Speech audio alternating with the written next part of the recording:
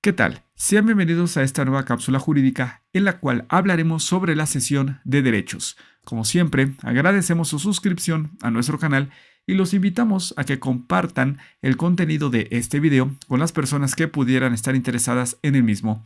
Y tal y como lo pueden apreciar en su pantalla, los temas que abordaremos a continuación son los siguientes.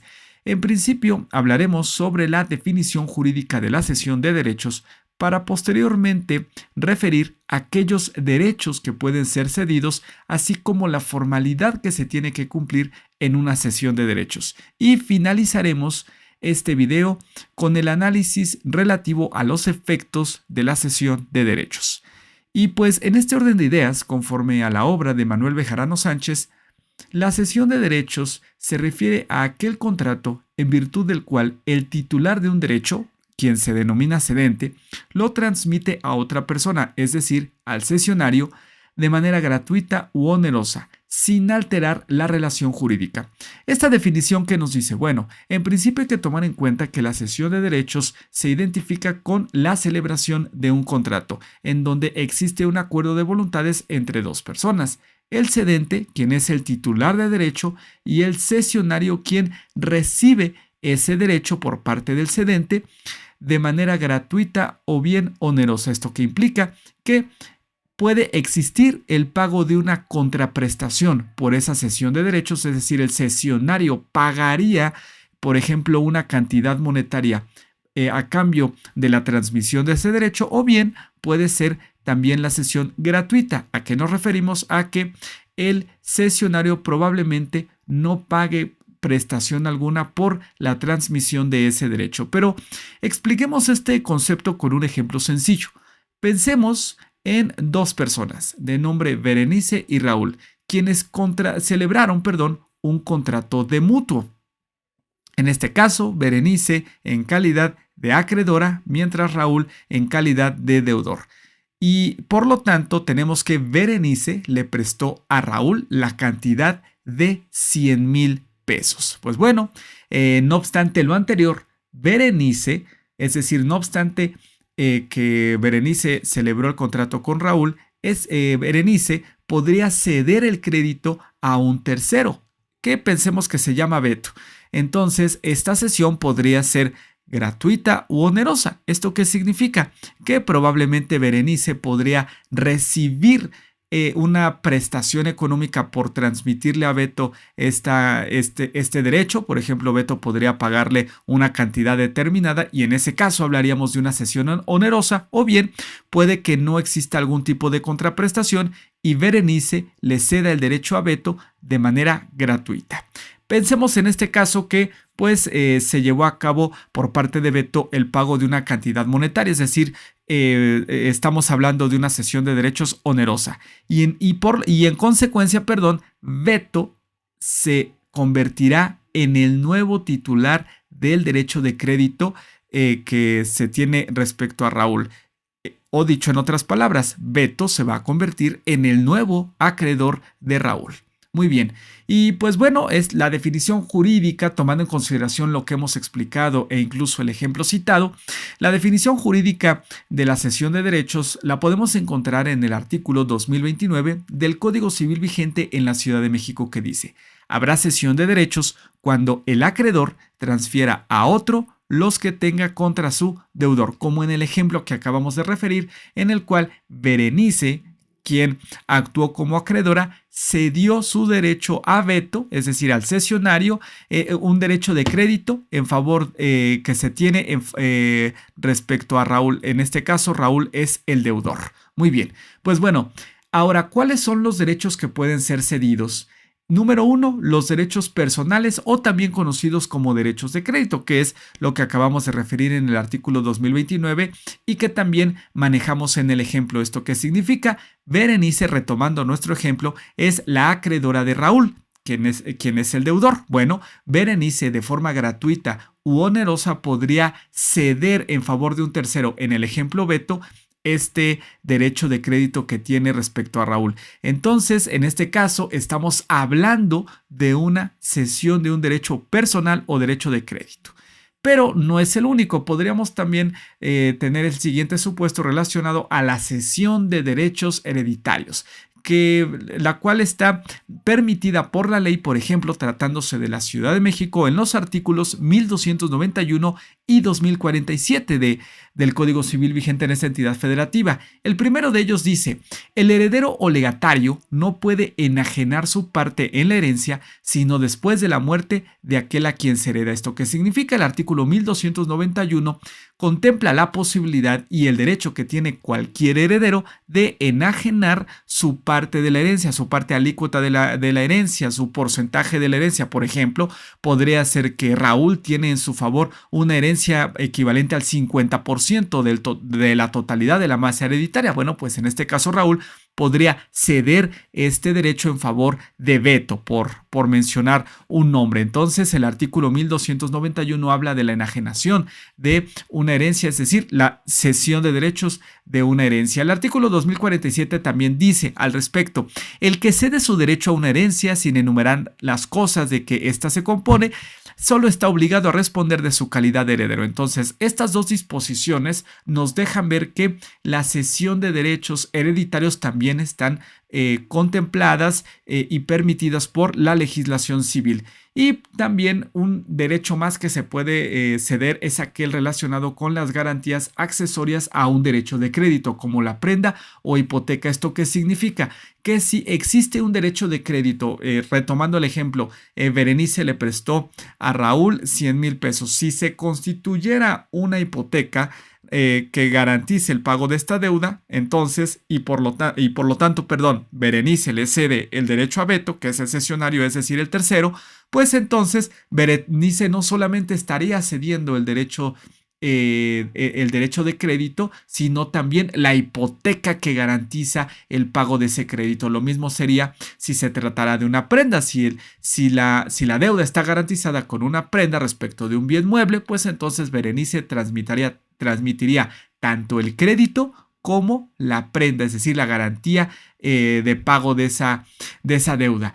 Al respecto, ¿qué nos dice el artículo 2032? La cesión de un crédito comprende la de todos los derechos accesorios, como son la fianza o la hipoteca o la prenda, tal como lo hemos referido en los ejemplos. Ahora bien, ¿cuál es la formalidad en la cesión de derechos? Bueno, pues resulta que esta cesión de derechos se puede llevar a cabo mediante un escrito privado firmado entre el cedente y el cesionario y dos testigos. ¿Esto qué implica? Bueno, que la cesión de derechos siempre será un contrato formal, que al menos debe constar por escrito. Esa es la regla general. En consecuencia, pues bueno, resulta que sí se puede llevar a cabo esta cesión de derechos siempre y cuando la formalidad conste en un documento privado y pues bueno, esa cesión conste o se haga constar ante la presencia de dos testigos. Ahora bien, hay que tomar en cuenta lo siguiente: como regla general, no se requiere el consentimiento del deudor para que la cesión surta efectos jurídicos. ¿Esto qué significa? Que el acreedor libremente puede ceder su derecho de crédito, por ejemplo, en favor de un tercero, como en el caso mencionábamos, Berenice cedió su derecho de crédito a Beto, y para ello Berenice no requiere el consentimiento de su deudor, es decir, no requiere el consentimiento de Raúl. Esa es la regla general. Sin embargo, esto puede cambiar, es decir, se requerirá el consentimiento del deudor cuando éste y el acreedor hubieran convenido en el título de crédito que no era posible ceder este crédito. Esto de conformidad con el artículo 2030 del Código Civil vigente en la Ciudad de México. Retomemos el ejemplo que ustedes pueden ver del lado derecho de la pantalla.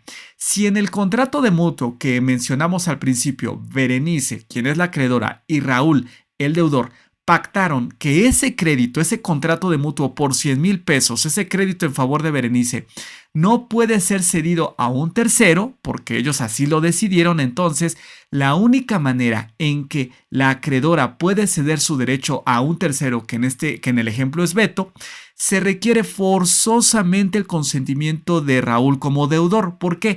Porque, insistimos, ya lo habían acordado, es decir, previamente acreedora y deudor pactaron que ese derecho de crédito no se podía ceder y en consecuencia la única manera en que se puede ceder ese crédito es con el consentimiento del deudor. Pero si no consta en el contrato, en el contrato originario, no consta este tipo de cláusula o no se hizo o no se pactó este tipo de cláusulas, en consecuencia se aplica la regla general y no se requerirá el consentimiento del deudor para que se lleve a cabo la cesión. Ahora, también hay que tomar en consideración que para efectos de la formalidad de la cesión de derechos, que solo si la ley exige que el título de crédito conste en escritura pública, la cesión también debe constar en este tipo de documentos. En el ejemplo que ustedes ven en la pantalla nos referimos a una hipoteca. La hipoteca, que se constituye sobre bienes inmuebles, dice la legislación civil, debe constar en escritura pública y por lo tanto, si se cede esa hipoteca, si se lleva a cabo la cesión de derecho respecto de la hipoteca, esa cesión también debe constar en escritura pública y no en un documento privado. Muy bien, ahora, ¿cuáles son los efectos de la cesión de derechos? Número 1, y ya lo habíamos mencionado, el cesionario se convierte en el nuevo titular del crédito. Retomando nuestro ejemplo, Berenice en principio era la titular de ese crédito, era la acreedora originaria, pero después de ceder este derecho a Beto, entonces Beto se convierte en el nuevo titular. Número 2, la transmisión de las garantías accesorias como la hipoteca o la prenda. Ya lo habíamos mencionado. Si, por ejemplo, el crédito de Berenice o en favor de Berenice estuviera garantizado con una prenda, entonces, al momento de que Berenice le ceda el derecho a Beto, también le estará transmitiendo esa garantía prendaria. Y pues bueno, tenemos un tercer efecto. Es oponible ante el deudor siempre y cuando la notificación haya sido realizada de manera judicial o bien extrajudicialmente ante 2 testigos o ante notario público. ¿Esto qué significa? Ya habíamos mencionado que la regla general consiste en que el deudor no tiene que manifestar su consentimiento para que se lleve a cabo la cesión. Pero esa regla general no implica que el deudor no se entere de nada. ¿A qué nos referimos? A que el deudor debe tener certeza de quién es su deudor. Entonces, si bien es cierto, el deudor no tiene por qué consentir esa cesión de derechos, eso no implica que no sea notificado de quién es su nuevo acreedor. Porque al final de cuentas el deudor tiene que realizar el pago y por lo tanto debe de ser previamente notificado de esa cesión de derechos para que tenga certeza sobre quién es su nuevo acreedor y a quién le tiene que pagar de conformidad con el artículo 2036 del Código Civil vigente en la Ciudad de México. Tomando en consideración lo anterior, mientras la cesión de derechos no sea notificada al deudor, este quedará liberado de su obligación pagando al acreedor originario. ¿Esto qué significa? Regresemos una vez más a nuestro ejemplo. Si Raúl, que es el deudor, no es notificado de la cesión que Berenice como acreedora cedente realizó en favor de Beto como cesionario, entonces Raúl cumplirá con su obligación y quedará liberado de la misma si le paga a Berenice. ¿Por qué? Porque insistimos, tiene que ser notificado de que Beto es su nuevo deudor. Y si no es así, es decir, si no es notificado Raúl de esta circunstancia, entonces él cumple pagándole a Berenice.